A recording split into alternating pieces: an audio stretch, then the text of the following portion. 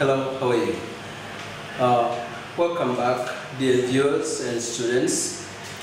This is Eteta MOROGORO.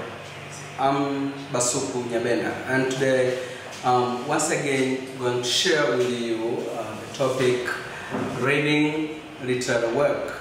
And the subtopic which we started in the previous period is the play Three Suitors, One Husband. Yeah, as you can remember, in the previous period, I just gave you the general summary, and we tried to check the characterization in that play. Now, today, I'm not going to deal with that once again. Instead, I'm going to first talk about the title of the play itself. I'm going to talk about the title of the play. The play is Three Suitors, One Husband. You might be asking yourself, what does it mean by three suitors, one husband? And of course, I have come across some students who get confused by this title because they don't understand sometimes. But today, at least, before I leave this stage, you will have known what real the title Three Suitors, One Husband mean. Yes. What you need to know is that we have three suitors in that play. We have three suitors. Remember that a suitor is a man who proposed to marry a girl. Now you see, we are having four people who proposed, but among those four, only one managed to become a husband. You see, we are having Ndi, who was the first suitor to Juliet. And remember, Ndi proposed to Juliet when Juliet was still in school. And because he helped Juliet's mother in farm, so Juliet's mother, Margareta, was very, very interested in Ndi. And so even when he proposed or he asked for the hand of marriage, the family accepted him right away. And of course, they took 100,000 francs as a bride price. I think you still remember that one, as we discussed that yesterday. Yes, and the second suitor was the civil servant, Mbia, Mr. Mbia. This is the second suitor. This civil servant from Sangimelima City was accepted as well by the family, but because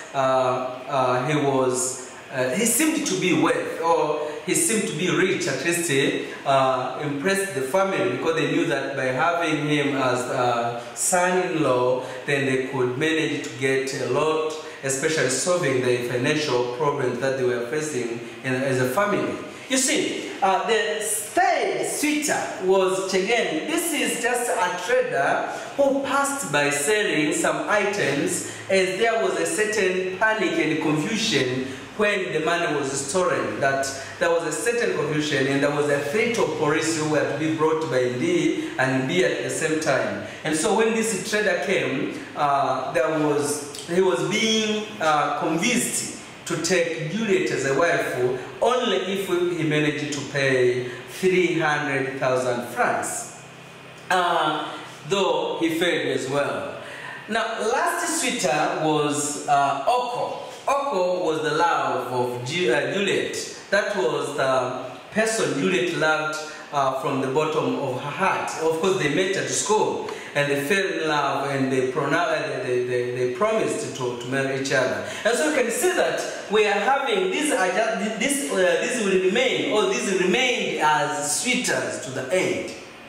That's why we say three suitors. To the end of the story, they remain suitors. But this one made it to a husband. And that's why we say three suitors and one husband. That was about the title. Now you know why it is said like that, or why it states like that. Now, having said that, I want to show a little bit on the impact of Juliet's decision. Remember, the family decision differed from Juliet's decision. The family wanted Juliet to get married to Miss Mbia, the civil servant from Sangimelima City. But Juliet decided decided to get married to a poor schoolboy, Oko. Now, it was having an impact. It affected somehow so many people in one way or another. Now, here I'll try to check few of those impacts which caused by Juliet's decision. And the first one is there arose a conflict between Juliet and the parents. These two sides went into conflict. And this is simply because the family wanted a wealthy person who could at least solve the family problems, especially financial problems. They expected a lot, and I think if you read the story, or as you heard when I was describing the previous topic, the previous period, you still remember that amount of items which were listed as a bride price. That shows that a family expected much, and that's why they were looking for a wealthy bride, a wealthy husband, not any husband for Juliet. You see, and so having chosen a poor boy, a poor schoolboy from a poor family who could not even pay for a bride price, that made it difficult for the family, and they fell in conflict. They couldn't understand each other. And I hope this could be a case in any other family if that was the expectations, and then the expected person goes astray. See, the second is disappointment to her family. Mother wanted indeed, father wanted money. Oyono was having high expectations. As I say, mother was very interested, or was very impressed by Ndi because he was a good farmer. Father was very interested in Mbia simply because there was money. He could say, he could smell money from Mbia. But Oyono, the young brother of Juliet, wanted Mbia simply because he was preparing for the marriage. He got a certain lady from Babani, but they couldn't get married simply because he was not having a bride price. And so he was highly waiting that Mr. Mbia pays the bride price, and then he could take the same money to pay for a wife. Now, what Juliet decided was a total disappointment. They couldn't meet what they expected. They couldn't meet the expectations. So that was another impact. Also, remember, as Africans, or a typical African society, we are having our traditions, our customs. And one of the typical African customs is obedient from girls. Now, obedient from girls include the girls or ladies or women having no freedom of speech. That they are not given a chance to express their opinions, and sometimes even if it's something that affects themselves, they are not given a chance. They are not consulted. It's just the family that decides, and the girl is supposed to accept. But then you can see that Juliet, coming from school with the modern culture, westernized, managed to argue with father, managed to go against the wishes of the family, and wanted to be consulted. If you read the story, we see that one, wanted to be consulted of her own marriage, and that was against it, and now that shows a protest. That's a protest. That was protesting against traditions and the customs of Africans. Yes, and another case was he seemed to have betrayed. That was a betrayal. That was a betrayal. Simply because the family sacrificed a lot to make her educated. Sacrificed a lot taking her to school. Remember, as any other African family, especially poor family, schooling a child is not an easy task. You have to sacrifice some issues to manage that one. Now, that's what happened to Atangana, Juliet's father.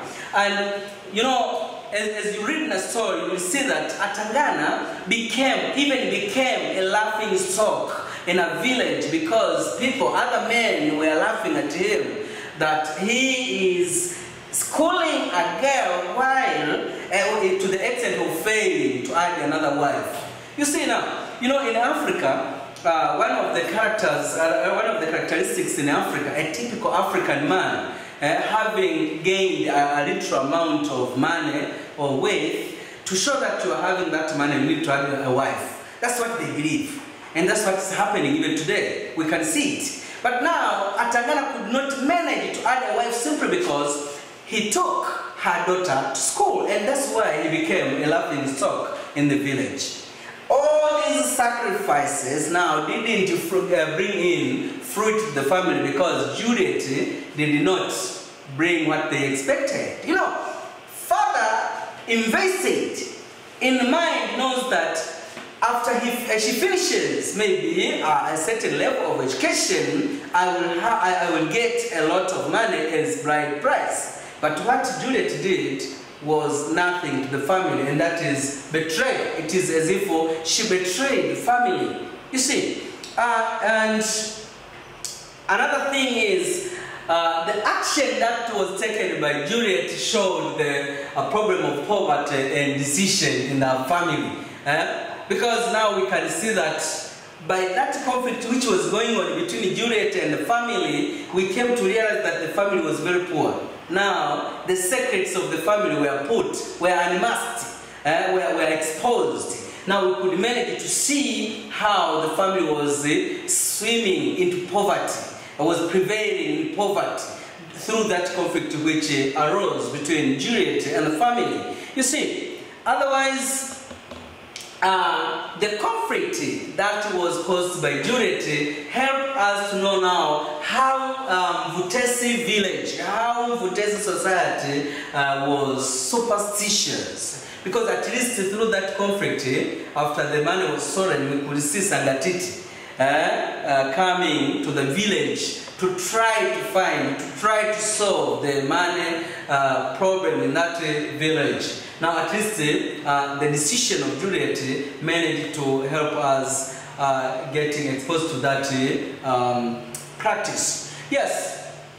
Now, having talked a lot about the impact of the decisions or the decision made by Juliet, now I'm going to see the thematic analysis. At least I want you to get to know the themes that are found in the book. I know it's just one head, and so I just touched some.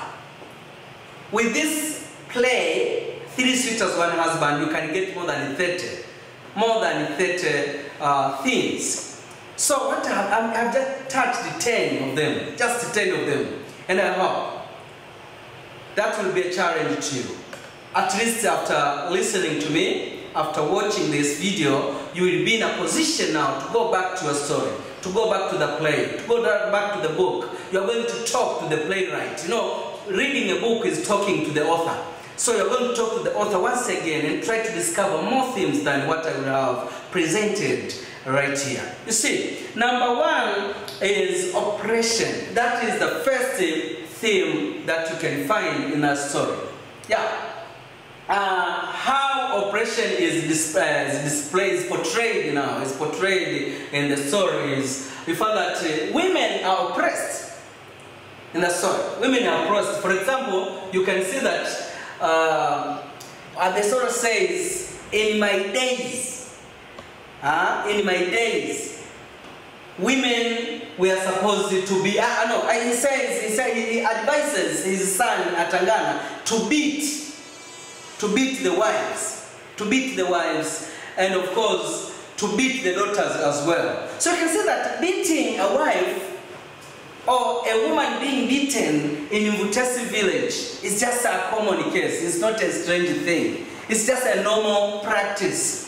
And that's oppression. Because a woman is just a human being like any other human being with all human rights. Why should you treat her like an animal? Why should you beat her? That doesn't make any sense in the modern world. You see, not only that, but women are not supposed to express their opinions wherever they want. They are supposed to keep quiet. You can see what happened when Mr. Mbia and the elders were discussing about the bride price. Juliet, Grandmother Bella, Mother Margarita, Matarina, and Auntie, Mama Matarina, that is Zoe, were sitting in the kitchen with the other ladies. They were not supposed to express their opinions on what was going on. You see, that is no freedom of speech, and that is oppression. That's the oppression. But they are being overweight. You can see that Ondua's wife is the one who remained in farm all the time. Makrita, Atangana's wife, is the one who remained in farm all the time. These are just examples of how women were treated in that society. That they are supposed to work all the time while their husbands are at home enjoying beer, enjoying local beer. You see, that is oppression as well. But not only that, but there is a complaint in that story. There is a complaint on how police beat people in the village unreasonably, with no any reason. They have mentioned one name, that is Zorete, who beats them now and then without any strong reason. They just beat them. And you find that this is some sort of oppression. And another example which shows oppression is when the law favored the upper class. That they are favored. They have not are oppressed. That was the law. You see, you can see that in the story as you read, you will find that when you go to town, when you go to the city, when you go for some services, you find yourself in a long, you are not going to be saved unless you are having a certain title. You are in a certain class. For those with in lower classes, you go there, there's a lot of come tomorrow, no service. That's how it was. So that is another sort of oppression. That's how oppression is portrayed in that story. You see, now what do we learn from oppression, which has just been portrayed? That we should fight against all kinds of oppression which exist in our societies in order for all people to live in harmony. You know, if there is oppression, there is no peace, there is no harmony, there is no comfort. And so, the Dino to Juliet's rights brought in a chaotic situation. You can see what happened. Because there was oppression, you can see what happened in that society. So, that's the message we learned from that. Otherwise, the second one is of exploitation. There is exploitation in that society. You see that as we were reading, you can see that this tradesman was complaining on how there is a lot of taxes pressed on these businessmen, that they don't even gain a lot of, because the government is taking a lot of money from them. So that's some sort of exploitation. But also, it seems the suitors were exploited. Try to check that number or the amount of items which Mia was supposed to pay as a bride price. That's some sort of exploitation. You want to make wealth out of your daughter. You want to make a daughter as an investment where you can become rich overnight. And so that is some sort of exploitation to the suitors. And that's why even in the previous period, I tried to advise that even in our country here, I think we should change some sort of, we should modify some things, because now we are having a very big number of senior bachelors simply because they have failed to pay bride price. That's just like the way it happened in Mvutesi village. Yes, but also you can see that being represented by Sangatiti, it's evident. You can see that the witch doctors were exploiting the poor villagers, were exploiting the ignorant villagers. And even today it is happening. Even today. And so what should we do?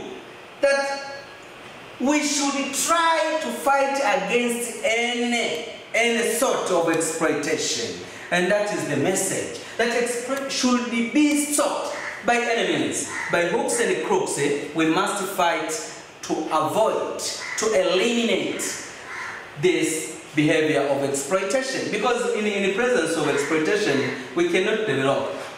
We won't be having development. It is not very possible. So we have to fight against this. We have to fight by any means. We have to uproot exploitation in our society of any form. Yeah. The third is favoritism or nepotism. Favoritism or nepotism. That's another theme which you find in this story.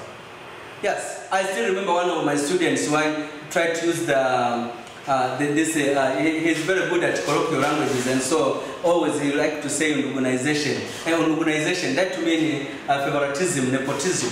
That is when you provide or you save someone because either you know him or you are rated in some ways, or maybe something has been done for you. It's a favor. You try to favor more than the way you favor others. You see, now this is shown in the story. You know what? Someone was complaining, if you remember, that was Ondua, that when you go to Sengimanima City, if you don't know someone in those government offices, you are not going to be saved there. And you can remain there and no service will be provided to you. That is what we call favoritism. That you serve me because you know me. And that's no good. That you give me a service because I paid something. Or because I did something to you once in a past. That's not okay. That's not alright. We shouldn't accept that one. We shouldn't. We have to stop that one. You see? So this is happening. And that's why even Ondua tries to advise his brother, Antangana, that please try to let Juliet get married to Mr. Mbia. Why? Because if we have a son-in-law like Mr. Mbia, when you go to town, we won't be facing that bureaucracy. Because when you reach there, you just say, you know, my son-in-law is Mr. Mbia who works here, and then you are safe. That's what they believe, all the villagers, especially in Ondua. That's not the only case. If you remember, Mr. Mbaga believes that if Juliet is married to Mr. Mbia, you know what will happen? All those illegal beer distillers won't be disturbed any longer. They will be left free to continue their business because they are having a son-in-law who is in town and who is a civil servant. I hope you can sense something like corruption right there as well. You can sense that one.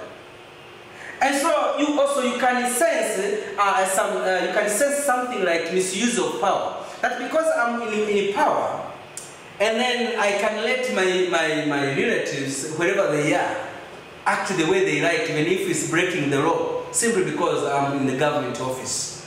I think you can sense that one as well. So you can add it to your theories. Yeah.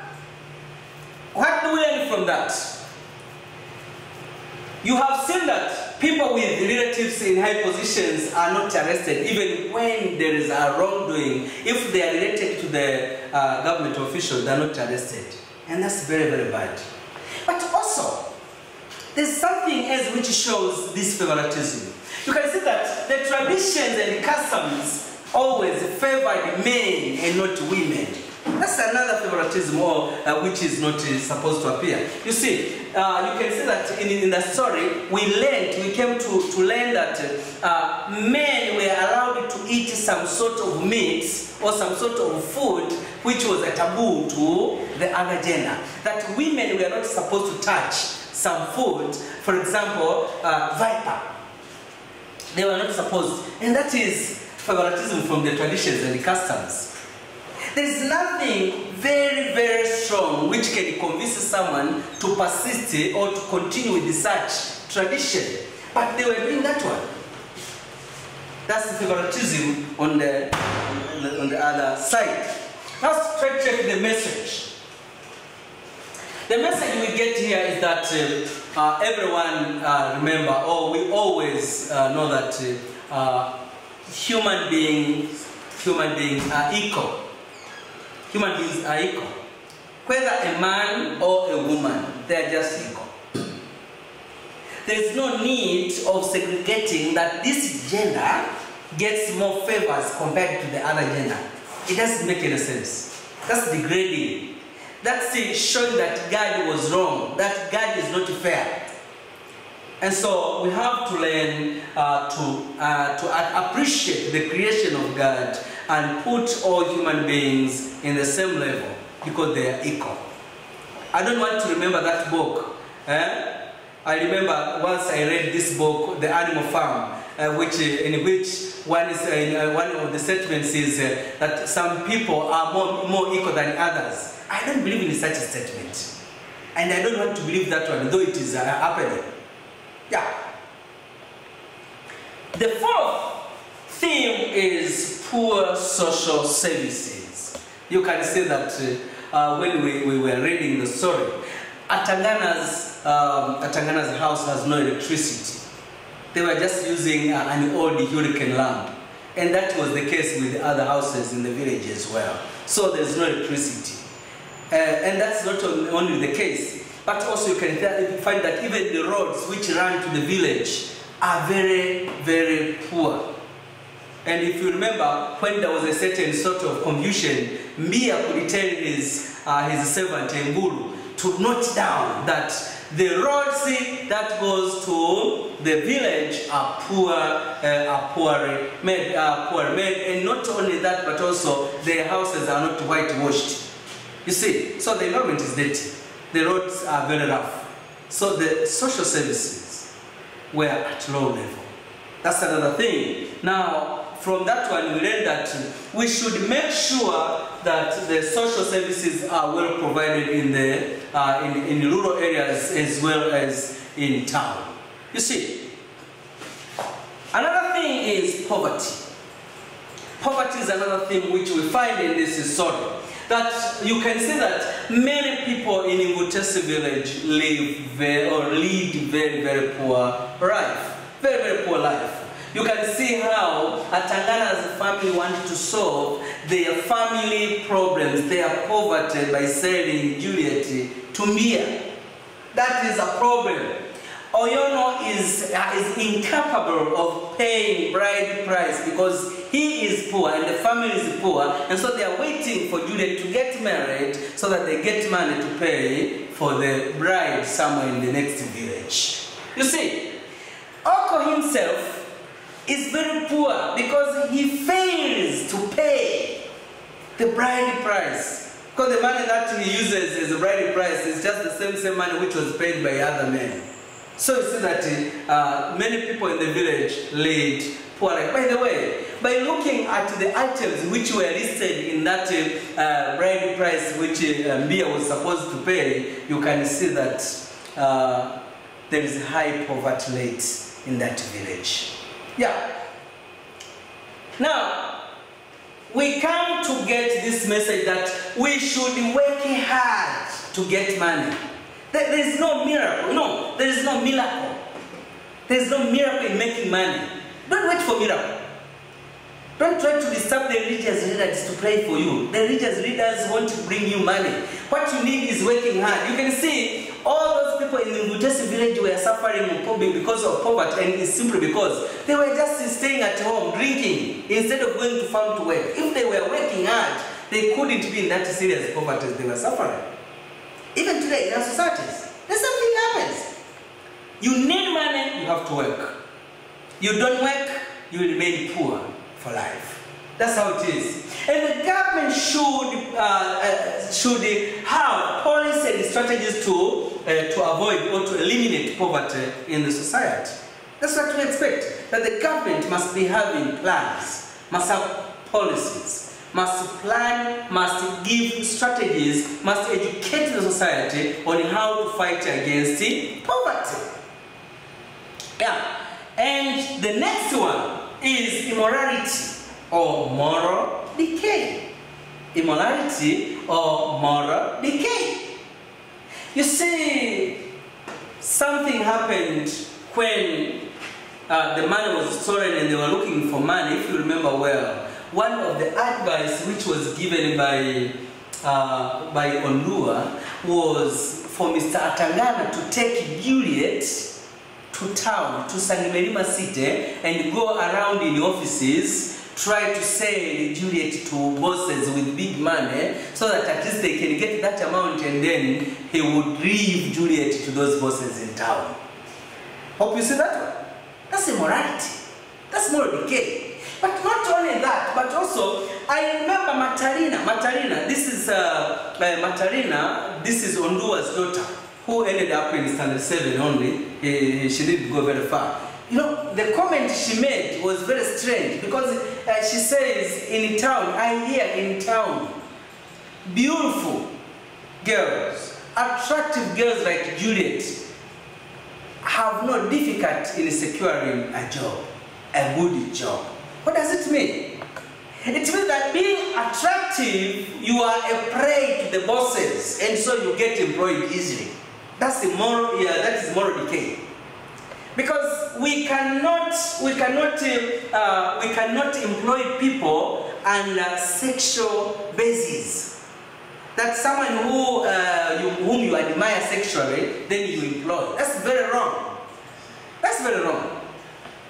And so these people who are in offices, these big people, whether you are rich or you are working in the office, you should, in one way or another, avoid abusing girls sexually simply because you are in that position. That is the message you get from that. Otherwise, we find religious beliefs. Religious beliefs, this is another theme which we get from this story. You can see that most of the villagers still keep many traditions. Even today, I know, in the villages, we still have this tendency of believing in traditions. You see, if you remember in a story, you can see that these villagers in Ivutesi were still believing in the gods, spirits. For example, when the owls, when they hear the owls and the chimpanzees, they say these ones represent evil spirits, and so they were afraid a lot. And I can see that even today, in some societies, they are not very happy with the sound of an owl at night. It is still existing. But also, you can see that our ancestors are still respected. There are some people who are still in favor of the ancestors, that the forefathers who died some years back. They still believe that they have power in leading their life. Now, what do we learn from this? What do we learn from this? The message here is that the Africans had their own religious beliefs even before the coming of the whites. They knew how to worship their gods. We were not, as the whites say, that we were pagans, we didn't know God. That's not true. That's not true. We were having our gods. We were not pagans as they say. We were not barbaric as they say. We were having our God. We knew how to worship ourselves. But people should be allowed to believe in whatever they think. This is the thing, not thing, they think is right to them, provided that they don't break any law. According to what I believe, is that everyone is having his or her own way of living. And so people should be left free to believe in their gods. The seventh is bride price. You have seen, we have already talked about bride price. And you have already seen that it has brought a lot of issues, for example, in the 3 suitors, 1 husband. How it became a serious problem. And of course, even today in our society, for you to get married, you need to pay a bride price. But then, there's something which is not good here. That a girl the girl for whom higher bride price is paid is valued more. Now this statement is not good. This statement here is not good. Because this shows some sort of classes. That a girl who has gone to school, for example, the bride price will be higher compared to the one who didn't go to school. It's as if you are trying to bargain a certain commodity in a shop. You are valuing human beings like any other item, like any other commodity, like any other property in the family, and that's no good. That's no good. I hate that behavior. Now, I think something should be discussed, and we should go further and try to modify some of the traditions that we are having, some of the traditions and the customs that we are having. For example, in other societies nowadays, this is not the case. In some society, they have decided that if I want to get married to A, then my parents and A's parents will try to discuss and agree to a certain amount which will be paid as the bride price. Now, if they decide that it is 2 million Tanzania shillings, it means that my parents will have to pay 1 million. And then the A's parents will have to pay 1 million. And the 2 millions will be given to the newly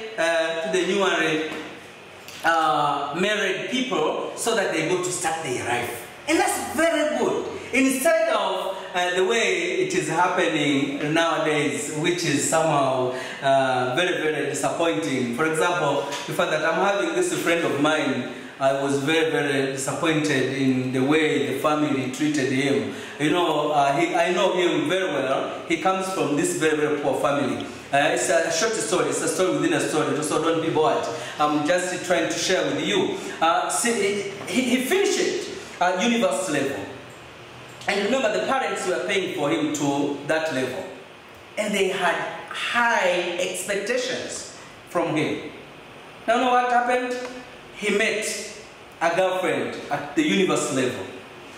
Now, as he was preparing to get married to her, the bride price was set. It was very high. He couldn't manage that one. And so when he started working, he had to save little by little. After at least 2 years, he managed to get that bride price. And he went to pay. But he has not built the house yet. He was still living in a rent room somewhere. But then, after receiving the bride price, because he was really in love, they got married. You know what happened now? The moment, remember, all this time, the parents are waiting to get at least a return from a newly graduated man. Now, immediately as they got married, it didn't last for 6 months. No, before that one, some relatives from the lady, from the wife, shifted to their relative, and so the house was now filled to capacity. He couldn't manage.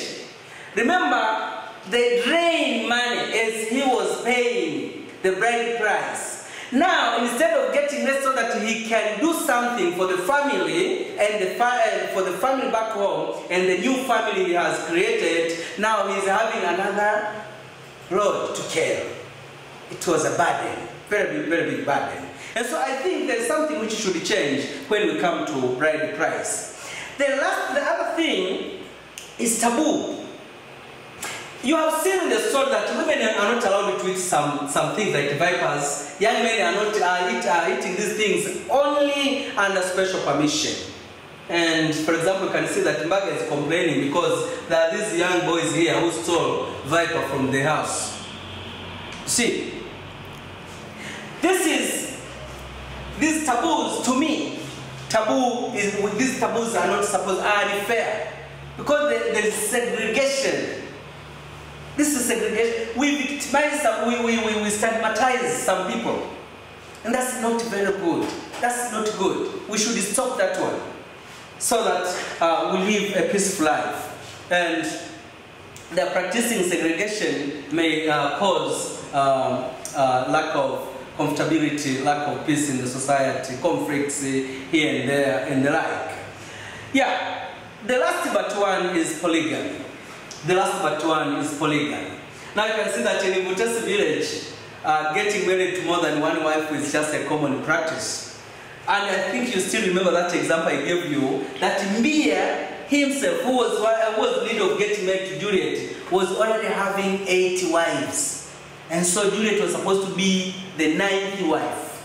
Can you imagine that one? That is just a small case. When you go to Mother, the case is different.